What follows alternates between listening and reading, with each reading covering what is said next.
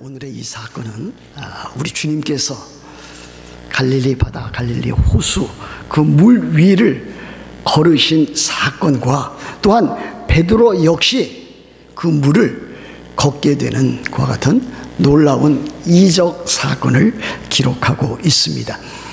이 사건은 예수님께서 공생애를 시작하신 지 약 한 2년 반 정도 지났을 때에 발생한 사건입니다.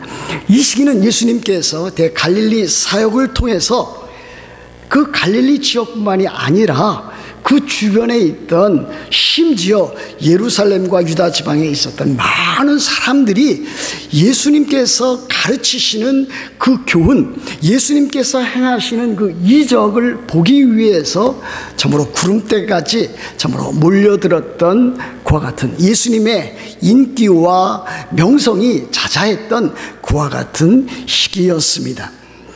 그래서 예수님께서 가시는 곳곳마다 많은 무리들이 여기저기에서 몰려 들어왔습니다. 이 사건 바로 천만하더라도 예수님께서는 물고기 떡 5개와 물고기 2마리 곧 오병이어를 통해서 장점만 어린 아이들과 또 여자들을 제외한 장정만 5,000명 먹이시는 그와 같은 놀라운 기적을 행한 것을 우리들은 알고 있습니다.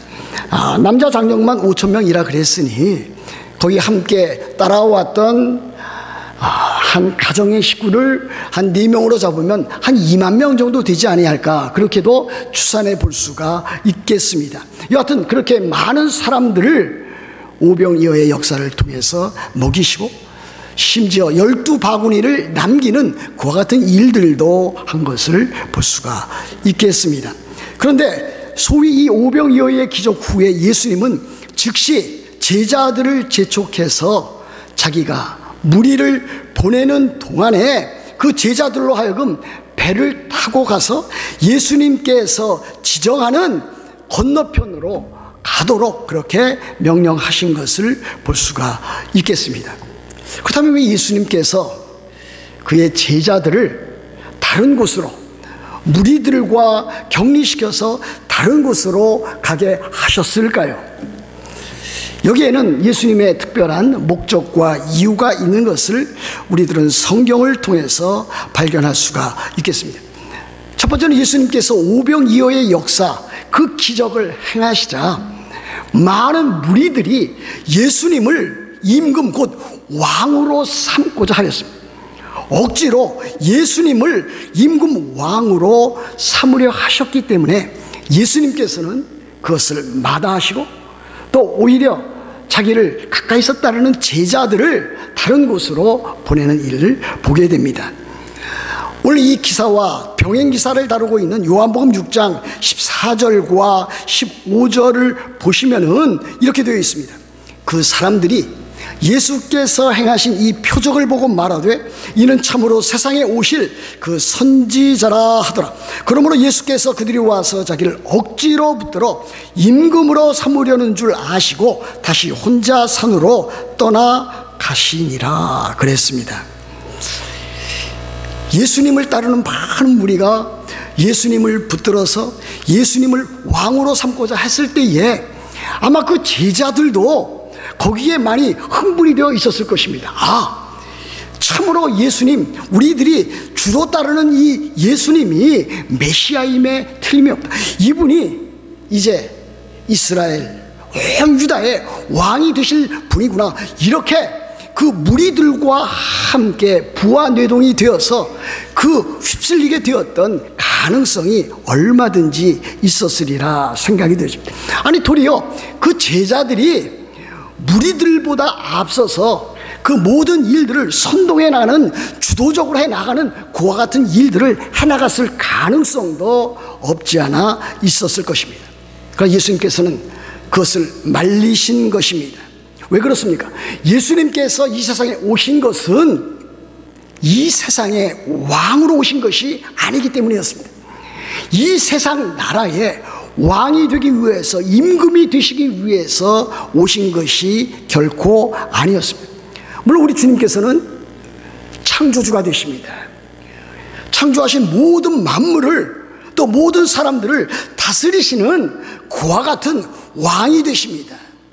그러나 예수님께서 이 세상에 오신 것은 그렇게 세상적인 왕이 되려고 오신 것이 아니라 이 세상에 오셔서 죄인들을 구원하시기 위해서, 죄인들을 죄와 사망으로부터 구출해 내셔서 구원의 사역을 감당하시기 위해서 오셨다고 하는 사실입니다. 예수님은 이스라엘을 로마 제국의 압제와 탄압으로부터 건지시기 위해서 오신 것이 결코 아니었습니다. 예수님께서는 그들을 구출할 정치적인 메시아나 군사적인 메시아로 이 세상에 오신 것이 아니었습니다.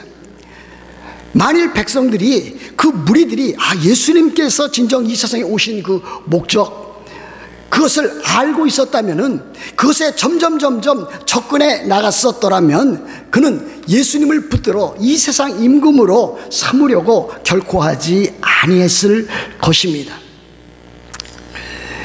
예수 그리스도, 그분의 그 교훈과 이적으로부터 그들은 예수님이 누구신지 바르게 인식하고 믿고 따라야만 했는데 그렇게 하지를 못했습니다.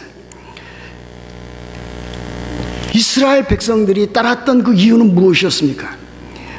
그들은 그들의 굶주림과 배고픔과 경제적인 그와 같은 어려움으로부터 건져줄 그와 같은 구주 메시아를 기다렸습니다.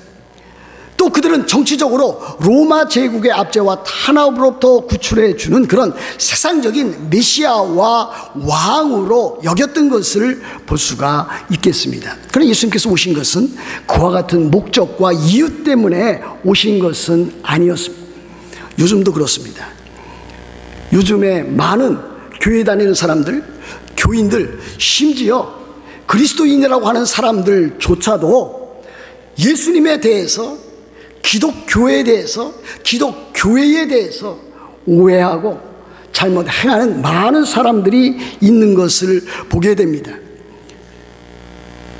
우리 주 예수 그리스도와 기독교를 단지 자기 자신의 물질적인, 경제적인 그와 같은 일을 채우고자 하는, 그와 같은 자기 자신들의 필요만 채우기를 위해서 오는, 교회에 다니는, 또 신앙생활을 하는 그와 같은 자들이 있는 것을 보게 됩니다.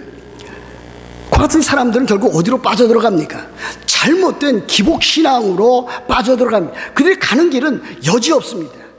또 그들은 어디로 빠져들어갑니까? 건강과 번영복음에 빠져들어갑니다. 우리 주변에 그와 같은 가르침도 많이 있고, 또 그와 같은 일이 마치 바르게 신앙생활을 하는 것인 줄 알고 따라가는 많은 교인들도 있는 안타까운 현실입니다. 또 어떤 교회나 어떠한 또 사람들은 어떻습니까? 예수 그리스도 이 기독교를 어떤 하나의 정치적인 도구마로 이용해 나가는 사람들이 있습니다. 정치 참여하는 사람이 있습니다. 사회적으로 모든 그와 같은 일들을 하는 그와 같은 일들이 예수 그리스도께서 이 땅에 오신 목적이고 교회가 마땅히 해야 될 그와 같은 일들로만 생각하는 사람이 있습니다. 우리들은 이와 같은 일에 대해서 참으로 커다란 경각심을 가져야 될 것입니다. 예수님께서 이 세상에 오신 목적은 사람들의 먹을 것과 입을 것을 풍성하게, 풍요하게, 부요하게, 대박나도록 그렇게 채워주시기 위해서 오신 분이 아니라, 우리 주님께서 이 세상에 오신 것은 바로 우리 같은 죄인들을 죄와 사망으로부터 건져주시기 위해서 오셨다고 하는 그 같은 목적을 우리들은 잘 알아가야 될 것입니다. 둘째, 예수님께서 그 제자들을 먼저 또 따로 보낸 이유가 무엇이었습니까? 오늘 성경에 보시면은 예수님께서 기도하시기 위해서 그렇게 하셨다라고 기록되어져 있습니다. 마태복음 14장 23절에 보시면은 이렇게 되어 있지 않습니까? 무리를 보내신 후에 기도하러 따로 산에 올라가시니라 그랬습니다. 예수님께서 기도하시러 따로 산에 올라가시기 위해서 무리들을 보내시고 제자들을 따로 건너편으로 가게 하신 것을 볼 수가 있겠습니다. 우리들은 예수님께서 행하신 그 일거수일투족에 대해서 매우 관심을 가져야 될 것입니다. 저는 마태복음 5장 산상 설교를 이렇게 기록해 놓았을 때에 아주 중요한 내용을 하나를 발견하게 됩니다. 우리 주님께서 예수께서 입을 열어 가르쳐 가라사대 그랬습니다. 입을 열어 가르쳐 가라사대. 예수님께서 가르치시되 이렇게 해도 될 텐데 입을 열어 가르쳐 가라사대 이르시되 이렇게 표현해 놓고 있습니다. 그러므로 예수님께서 행하시는 그 말 한마디, 행동 한 행동, 이것은 매우 중요한 의미를 가지고 있습니다. 특별히 예수님께서 이토록 참으로 기도하시려고 따로 산에 올라가신 일은 우리 그리스도인들에게 참으로 엄청난 영적인 도전을 주는 것임에 틀림이 없습니다. 우리 주님께서는 기도하시는 분이었습니다. 기도의 사람이셨습니다. 그의 지상 생애 동안에 기도에 많은 시간을 할애하셨습니다. 때에 따라서는 한적한 곳에 가셔서, 때에 따라서는 이처럼 산에 올라가셔서, 또 이제 마지막 죽음을 앞두시고는 겟세마네 동산에서 기도하셨습니다. 그는 이른 새벽에 기도하셨고 저녁에도 기도하셨고 어떤 때는 온 밤을 지새우시면서 기도하셨습니다. 예수님의 기도하시는 장면을 우리들에게 가장 잘 보여주는 성경 구절은 아마도 히브리서 5장 7절부터 9절 말씀이라 저는 그렇게 여기고 있습니다. 이렇게 되어 있습니다. 그는 예수 그리스도는 육체에 계실 때에 자기를 죽음에서 능히 구원하실 이 하나님에게 심한 통곡과 눈물로 간구와 소원을 올렸고 그의 경건하심으로 말미암아, 우리 예전 그 개역 한글에서는 하나님을 경외하심으로 말미암아 들으심을 얻었느니라 그렇게 되어 있습니다. 그 다음에 그가 아들이시면서도 하나님의 아들이시면서도 받으신 고난으로 순종함을 배워서 온전하게 되셨은즉 자기에게 순종하는 모든 자에게 영원한 구원의 근원이 되셨다 그랬습니다. 예수님께서 오병이어의 큰 기적을 일으키신 후에 그는 스스로 혼자 산에 올라가셔서 기도하셨습니다. 과연 예수님께서 어떤 내용의 어떤 기도의 제목을 놓고서 기도하셨을까? 저는 생각해 보았습니다. 예수님께서 산에 오르셔서 혼자 기도하신 그 내용은 다름 아닌 자기가 이제는 참으로 예루살렘에 올라가서 참으로 십자가에 못 박혀 죽으시고 그 십자가에 못 박혀 피 흘려 죽으심으로 이루실 그 고난, 그 순환에 대해서 그 일을 참으로 잘 감당하게 해달라고 기도하신 것으로 저는 생각해 보았습니다.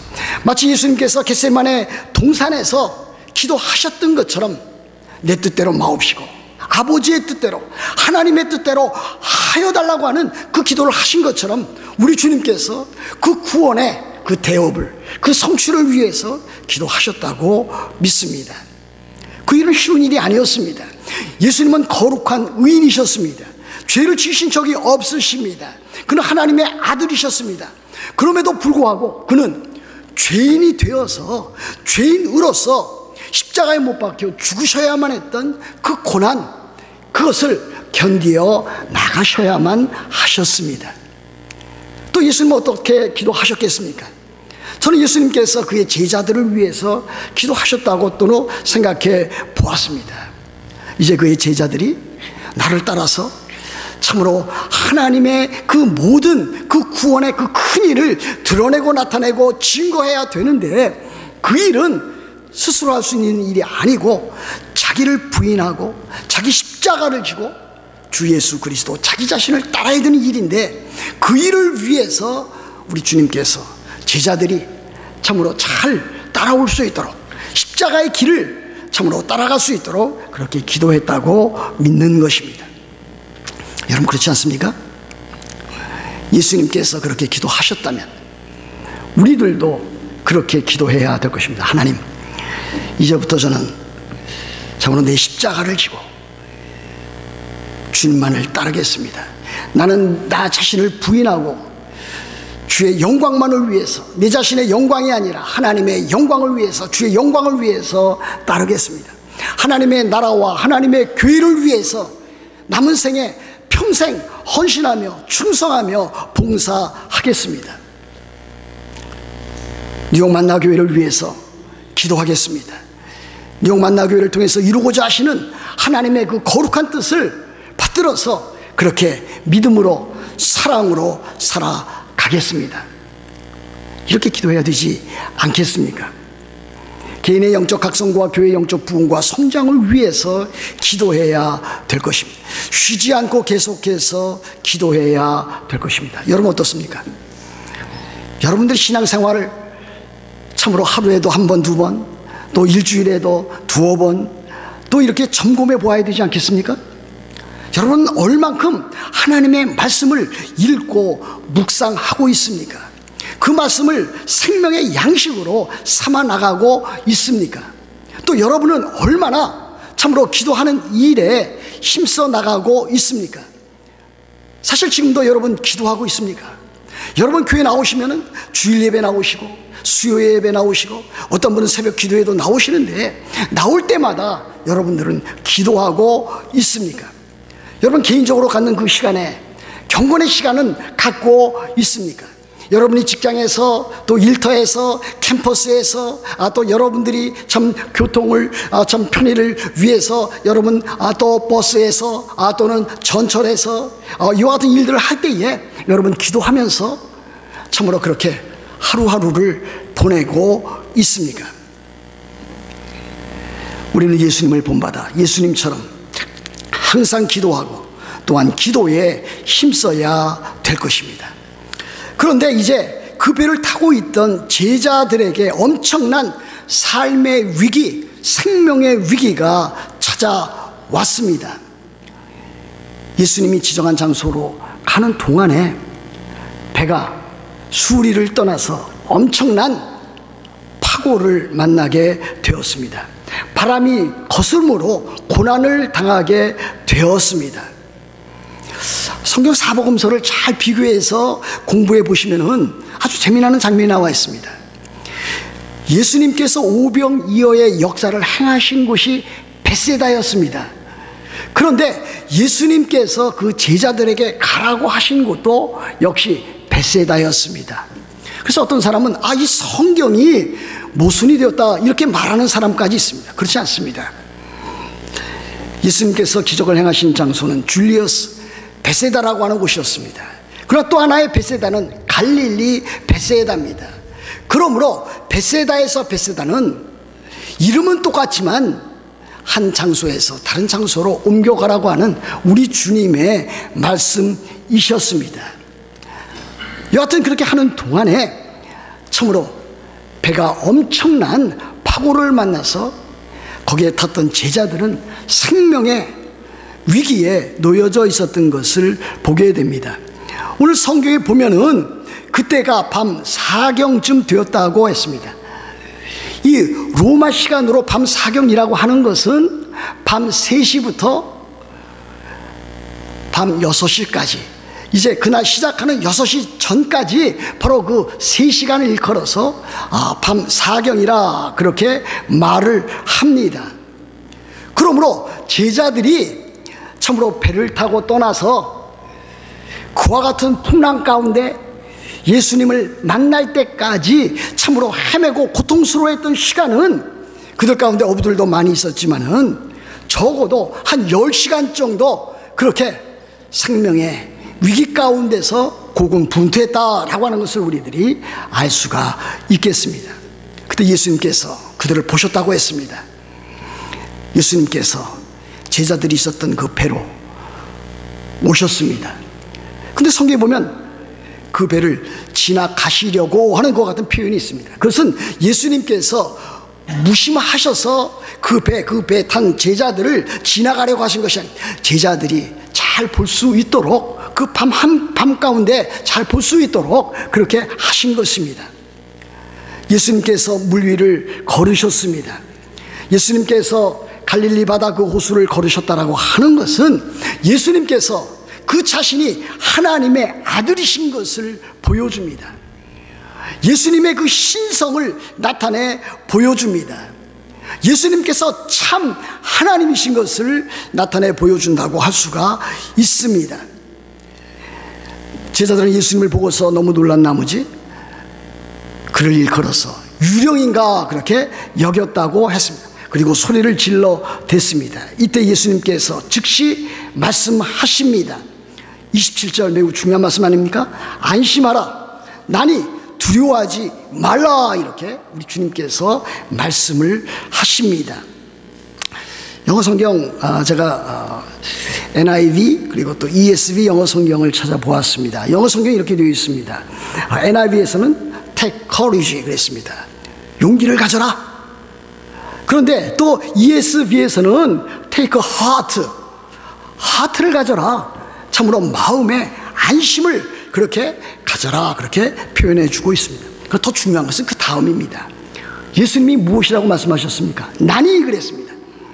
성경 보면 it is I 그랬습니다. 우리들은 누가 오면은, 외국 사람이 오면은 누구냐고 물어보면 it's me, 밖에 있는 사람이 그렇게 대답하는 것을 볼 수가 있습니다. 우리 자녀들도 만일 영어를 한다면은 누구십니까? 그러면 it's me 그렇게 하는 것을. 근데 그것과 차이가 있는 것입니다. it's me는 우리들이 일상적인 생활 가운데 쓰는 그와 같은 영어 회화 표현입니다. 그러나 예수님께서 it is I, 나니, 내니 라고 하는 것은 아주 특별한 의미를 가지고 있습니다. 헬라어로 이것은 에고 에임이라고 하는 그와 같은 단어로 이루어져 있습니다. 나는 있다라고 하는 것입니다. 나는 이와 같은 존재다라고 하는 것을 보여줍니다. 나니 우리 주님께서 말씀하셨을 때 그것은 출애굽기 3장 14절의 말씀을 그대로 반영하는 것입니다. 출애굽기 3장 14절에서 하나님은 무엇이라고 모세에게 말씀하시고 자기 자신을 이스라엘 백성들에게 나타내라고 하셨습니까? 나는 스스로 있는 자이니라 그랬습니다. 여호와 하나님께서 모세에게 그리고 이스라엘 백성들에게 자기 자신을 계시하실 때에 나는 스스로 있는 자이니라 그랬습니다. 예수님께서 나니 그랬을 때는 바로 그것이 나는 하나님이니, 나는 구속주 하나님이니 이것을 가르쳐 보여준다고 아니할 수가 없습니다. 그렇습니다. 예수님은 하나님이십니다. 예수님은 성자 하나님 예수 그리스도이십니다. 예수님은 참 하나님이시고 예수님은 하나님의 아들이십니다. 그렇기 때문에 예수님께서 이렇게 말씀하실 수가 있었던 것입니다. 안심하라, 나니 두려워하지 말라 그랬습니다. 여러분, 삶의 위기를 누구나 다 겪지 않습니까? 아마 지금도 겪고 있는 사람이 있고 또 겪었던 사람이 있을 것입니다. 앞으로도 여러분들이 살다 보면 많은 삶의 위기를 만나게 될 것입니다. 그렇지 않겠습니까? 그런데 그 삶의 위기를 우리들이 이겨나가고 극복해 나가야 되는데 과연 무엇이 우리로 하여금 그와 같은 삶의 위기를 이겨나가고 극복해 줄 수 있겠는가 하는 것입니다. 여러분, 돈이 여러분의 삶의 위기를 구출해 줄 것 같습니까? 저는 그렇지 않다고 믿습니다. 여러분들이 세상 권력을 갖고 있다면 그 권력이 여러분을 구출해 줄 것이라고 여러분들은 그렇게 알고 있습니까? 그렇지 않습니다. 때에 따라서는 문인들이라든지 또는 문학을 했던 사람들은 또 그와 같은 문학이라든지 예술이 우리 인간을 구원해 주는 그와 같은 일이 된다라고 말하고 있습니다. 결코 그렇지 않습니다. 그들도 삶의 위기가 닥치면은 그것의 무용성을 알고 인정하지 아니할 수가 없습니다. 철학도 역시 마찬가지입니다. 그 어떤 다른 종교도 마찬가지 아닐 수 없습니다. 여러분 주위에 있는 분들도 역시 마찬가지입니다. 여러분들이 위기를 지금 만나고 있습니다. 여러분의 부모가 나타나서 안심해, 내가 너를 도와줄 수 있어, 그렇게 말을 할 수는 있지만은 그 말이 자기에게 전혀 도움이 되지 못할 그 같은 때도 상당수가 있는 것입니다. 형제 자매들도 마찬가지입니다. 식구들이 자기의 인생의 문제를 해결해 줄 수 없을 때가 너무나 많이 있습니다. 부모도 그렇고 자식도 그렇습니다. 친구도 그렇습니다. 오로지 우리를 죄와 사망으로부터, 삶의 위기로부터, 그 두려움으로부터 건져주실 분은 오늘 찬양한 것처럼 예수 그리스도, 그분 한 분뿐인 것을 우리들은 알고 또 믿고 의지해야 될 것입니다. 예수 그리스도만이 우리의 유일한 구원과 위로와 치유자가 되십니다. 저는 오늘 여러분들에게 우리 주보에도 나와 있습니다마는 우리 교회가 따르는 그와 같은 신조는 무엇입니까? 웨스트민스터 신앙 고백서, 대소유리 문답, 그리고 하이델베르그 요리 문답입니다. 제가 기회 되면 수요일날도 말씀드렸습니다만 이제 기회가 되면 그 자료를 얻어서 여러분들에게 하나씩 이렇게 제공하려고 하는 그와 같은 마음이 있습니다. 하이델베르그 요리 문답 제1문 1답을 여러분들에게 들려드리고 싶습니다. 이렇게 되어 있습니다. 제1문, 사나 죽으나 당신의 유일한 위안은 무엇입니까? 이와 같은 질문에 그 답변이 이렇게 되어 있습니다. 사나 죽으나 나는 나의 것이 아니고 몸과 영혼이 모두 나의 신실하신 구주 예수 그리스도의 것입니다. 그리스도께서는 그의 보배로운 피로 나의 모든 죄값을 완전히 치러주셨고 나를 마귀의 모든 권세로부터 나를 자유하게 하셨습니다. 또한 하늘에 계신 나의 아버지의 뜻이 아니고는 나의 머리털 하나도 상치 않도록 주는 나를 지켜주십니다. 참으로 이 모든 것이 합력하여 나의 구원을 이루도록 하십니다.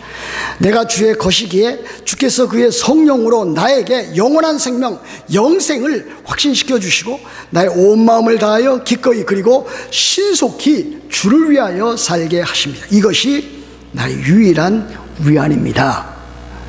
여러분도 이렇게 하이델베르그 그 요리 문답 1답처럼 그 질문에 대해서 이렇게 대답할 수 있습니까? 여러분들의 신앙 고백이 바로 이렇게 되어나갈 수 있습니까? 저는 그렇게 되어나가기를 원하고 있습니다. 예수 그리스도만이 나의 구원과 나의 위로와 나의 삶에 참으로 모든 것이 되신다고 하는 것을 고백하기를 간절히 원하고 있습니다. 이런 상황 가운데서 우리들이 주목하는 또 다른 상황이 벌어지고 있습니다. 그것은 예수님의 제자인 베드로의 태도입니다. 베드로는 예수님의 말씀에 응답해서 이렇게 요청하고 있습니다. 주여, 만일 주님이시거든 나를 명하사 무리로 오라 하소서 그랬습니다. 이때 예수님이 무엇이라고 그랬습니까? 안 된다 그러셨습니까? 아닙니다. 오라 그렇게 말씀을 하셨습니다. 그 말씀에 따라서 베드로는 배에서 내려서 뚜벅뚜벅 그 물 위를 걷기를 시작을 하였습니다. 그런데 문제가 생겼습니다. 그 문제는 무엇이었습니까? 베드로가 가다가 무엇을 보았다 그랬습니까? 바람을 보고 그랬습니다. 바람을 보고 무서워 물속으로 빠져 들어가고 말았습니다. 그와 같은 과정 가운데서 이 베드로는 예수님에게 SOS를 타전했습니다. SOS 무엇인지 아시죠? Save our souls. 예수님에게 이렇게 말씀하신 것입니다. 말했습니다.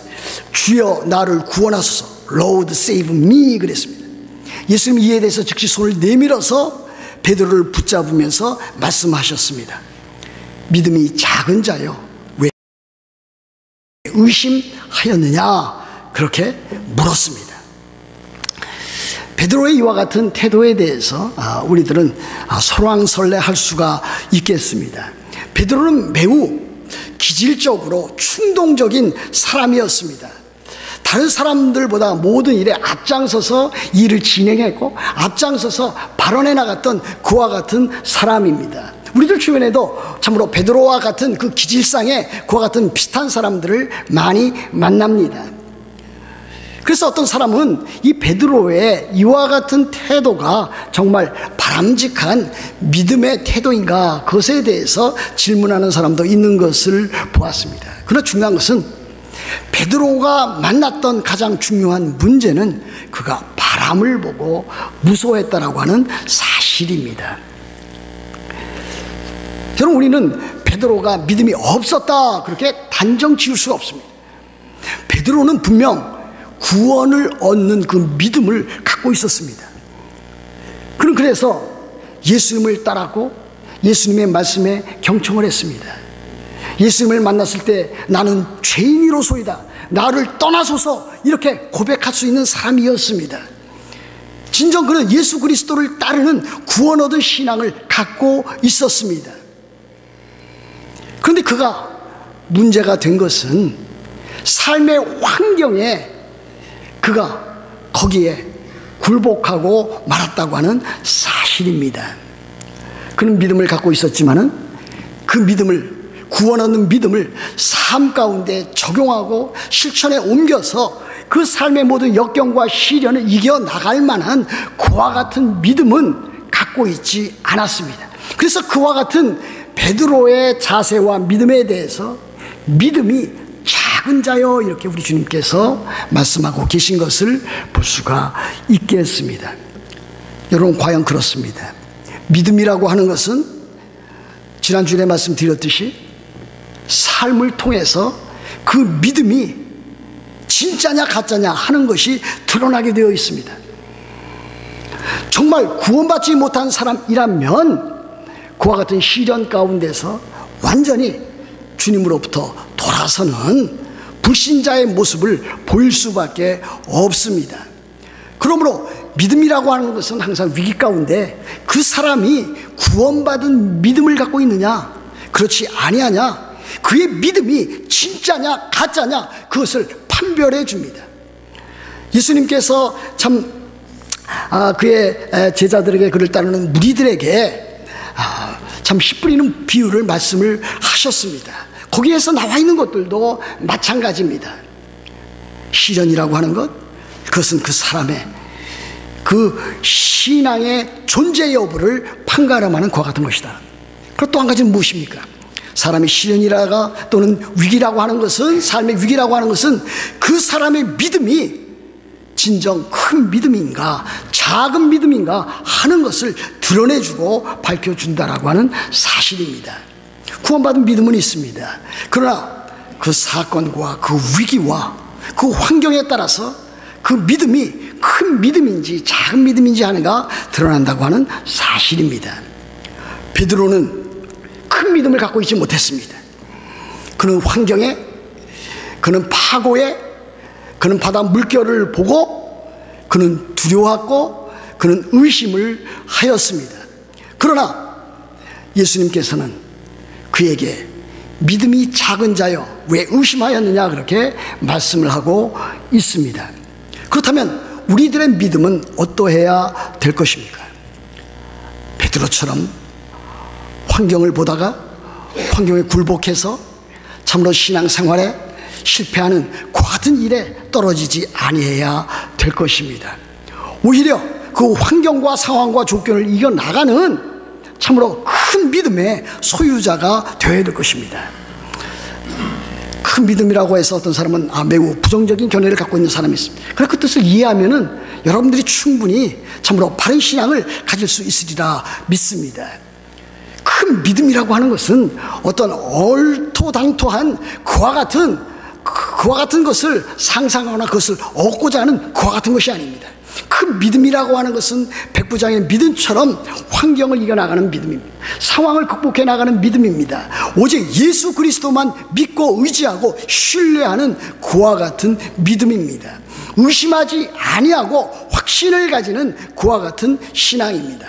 세상을 의지하지 아니하고 주님만을 의지하는 그와 같은 신앙이 큰 믿음의 소유자라고 아니할 수 없습니다. 사랑하는 성도 여러분, 우리 주님께서 이렇게 말씀하십니다. 안심하라, 나니 두려워하지 말라. 이 주님께서 오늘도 우리들에게 그렇게 동일하게 말씀을 하십니다. 우리들은 여러 가지 상황 가운데 때에 따라서 참으로 두려워하기도 하고 근심하고 좌절하기도 합니다. 그때 우리 주님께서 우리들에게 말씀하십니다. 안심하라, 나니 두려워하지 말라. 우리들이 무엇을 믿어야 되겠습니까? 우리가 누구를 믿어야 되겠습니까? 우리 주님께서 주시는 그와 같은 참된 확신과 능력과 위로와 평안과 힘을 가지고 큰 믿음을 가지고 승리하는 자들이 되어야 될 줄로 믿습니다. 이와 같은 자들이 다 되시기를 우리 주 예수 그리스도의 이름으로 축복합니다. 기도하겠습니다.